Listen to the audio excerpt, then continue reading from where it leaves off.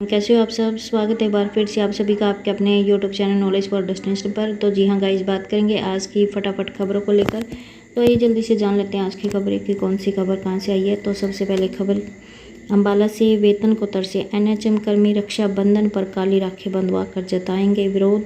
और एनएचएम कर्मियों ने वेतन दिलवाने के लिए सिविल सर्जन को सौंपा ज्ञापन। तो जी हाँ गाइस, पूरे हरियाणा प्रदेश के एनएचएम कर्मचारियों ने वेतन न मिलने पर विरोध जताया है। और अब इनके द्वारा यहाँ पे फैसला लिया गया है कि 9 अगस्त को काली राखी बंधवा कर इनके द्वारा विरोध जताया जाएगा, जिसको लेकर यहाँ पे बताया गया है कि राष्ट्रीय स्वास्थ्य मिशन कर्मचारियों को मार्च 2025 से 4 माह का वेतन नहीं मिला है, जिसके कारण कर्मचारी हैं जो आर्थिक और मानसिक तनाव से जूझ रहे हैं। तो ऐसे में वेतन न मिलने के विरोध में एनएचएम कर्मचारियों ने 9 अगस्त को काली राखी मनाने का निर्णय लिया है। और वहीं पर जब तक वेतन नहीं मिलता तब तक हर दिन सुबह 10 से 12 बजे तक प्रदर्शन जारी रखने का भी इनके द्वारा निर्णय लिया गया है। और बताया कि 20 अगस्त 2024 को स्वास्थ्य विभाग के अतिरिक्त सचिव और अमित अग्रवाल के साथ बैठक हुई थी, जिसमें 3 महीने का एडवांस बजट जारी करने की बात तय हुई थी, लेकिन महीना बीत जाने के बाद भी वेतन जारी नहीं किया गया है। स्वास्थ्य कर्मचारी संघ हरियाणा ने 18 जून और 21 जुलाई को विभाग को पत्र लिखकर वेतन न मिलने की जानकारी दी थी। भारतीय मजदूर संघ के शीर्ष नेतृत्व ने भी पिछले सप्ताह मुख्यमंत्री से मुलाकात की थी और मुख्यमंत्री ने भी 1 सप्ताह में वेतन दिलाने का आश्वासन दिया था, लेकिन अभी तक कुछ भी समस्या का हल नहीं हुआ है। तो प्रधान ने कहा कि यदि रक्षाबंधन तक वेतन नहीं मिला तो 9 अगस्त को सभी एनएचएम कर्मचारी अपनी बहनों से काली राखी बंधवाएंगे और हर जिले के सिविल सर्जन कार्यालयों के बाहर प्रदर्शन किया जाएगा। और दूसरी बड़ी अपडेट है कि लिपिक के निलंबन के विरोध में चल रहे धरने पर कर्मियों ने सुरक्षा दिवस मनाया। तो जी हाँ गाइज, अम्बाला कैट यूनिट के आह्वान पर गुरिंदर लिपिक के निलंबन के विरोध में चल रहा धरना वीरवार को 25वें दिन भी जारी रहा और कर्मचारियों ने सब डिवीज़न नंबर 2 में 3 घंटे और बाकी में 2 घंटे का धरना दिया है। और कहा कि धरना अब अगले पड़ाव में प्रवेश कर रहा है। बिजली मंत्री के साथ हेडॉक समिति की मीटिंग को 1 हफ्ता हो गया है, लेकिन अब तक गुरविंदर की बहाली नहीं हुई है। सब यूनिट के प्रधान तिलक राज ने कहा कि धरना प्रदर्शन के साथ सुरक्षा दिवस भी मनाया गया है, जिसमें कार्यकारी अभियंता कैंट शामिल हुए। और धरने में नंबर 2 सब डिवीज़न में अध्यक्षता हरजीत सिंह ने की है। नेक्स्ट अपडेट, जींद से पंजीकरण बहाली की मांग को लेकर निर्माण मजदूरों ने किया प्रदर्शन। तो जी हाँ गाइज, निर्माण मजदूर ने बंद किए गए पंजीकरण को फिर से शुरू करवाने की मांग को लेकर गुरुवार को शहर में प्रदर्शन किया और मजदूरों ने श्रम मंत्री अनिल विज के नाम ज्ञापन सहायक कल्याण अधिकारी को सौंपा। और जिसको लेकर इन्होंने कहा कि 10 जुलाई को कल्याण बोर्ड ने श्रम मंत्री अनिल विज की सिफारिश पर निर्माण मजदूरों के सभी कार्यों पर रोक लगा दी। बोर्ड ने कहा कि पंजीकरण काम की तस्दीक और सुविधा राशि में भ्रष्टाचार हुआ है और यह फैसला मजदूर विरोधी है। यूनियन इसे किसी भी हाल में स्वीकार नहीं करेगी। और कहा कि सरकार भ्रष्ट अधिकारियों पर कार्रवाई करने की बजाय मजदूरों को सजा दे रही है।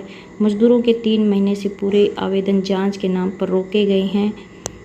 कन्यादान, पितृत्व, मातृत्व, स्कूटी, मृत्यु सहायता जैसी योजनाओं की राशि सालों से अटकी है। बार बार बेबुनियाद आपत्तियां लगाई जा रही हैं, जिससे मजदूरों में सरकार के खिलाफ गुस्सा बढ़ रहा है। मजदूरों ने ऐलान किया कि 28 अगस्त को जिला स्तर पर आक्रोश प्रदर्शन होगा। जिला मुख्यालय पर डेरा डालेंगे। जब तक समस्याओं का हल नहीं होगा आंदोलन जारी रहेगा। मजदूरों की मुख्य मांगे थी कि बंद पंजीकरण तुरंत बहाल किया जाए, पास हुए आवेदनों की सहायता राशि जारी हो, कल्याण बोर्ड में स्थायी भर्ती हो।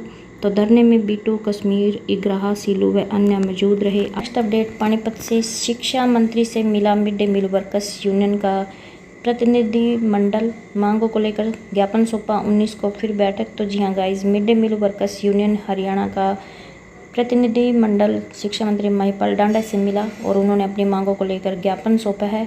मंत्री ने उनकी मांगें सुनने के साथ यूनियन को 19 अगस्त को चंडीगढ़ में बैठक के लिए बुलाया और बैठक में विभाग के अधिकारी भी शामिल होंगे। और कहा कि मांग पत्र पर चर्चा कर समाधान की कोशिश की जाएगी। इससे पहले भी 3 अगस्त को प्रदेश भर से mid day meal workers Panipat पहुंची थी और उन्होंने शिक्षा मंत्री के कार्यालय का घेराव किया था।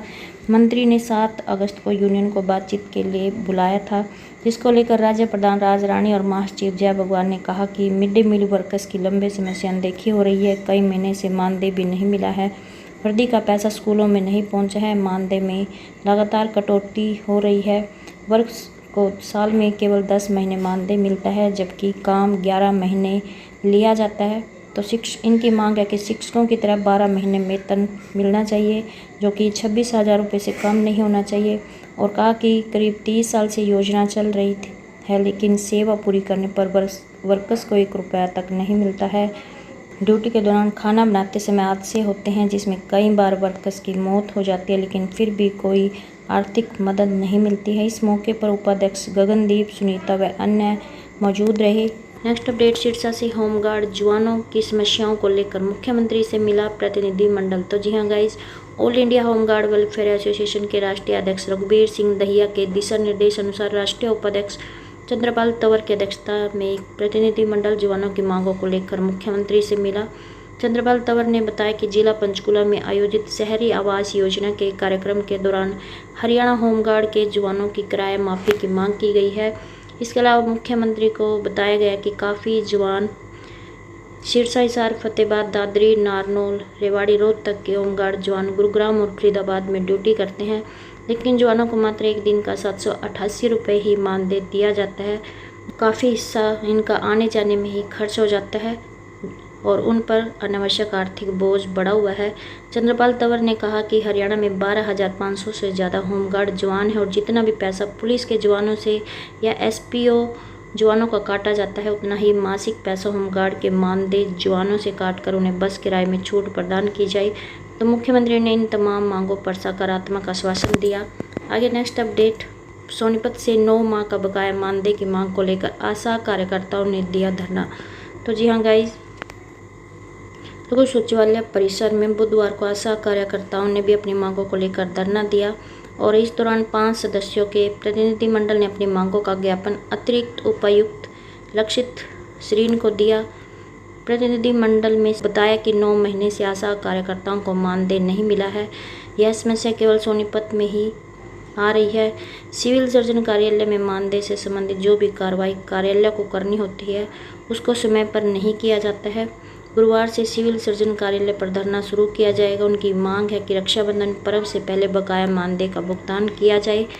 तो ये थी आज की छोटी बड़ी अपडेट। आई होप आपको ये अपडेट अच्छी लगी। प्लीज़ चैनल को सब्सक्राइब, वीडियो को लाइक, कमेंट, शेयर करना न भूलें। धन्यवाद।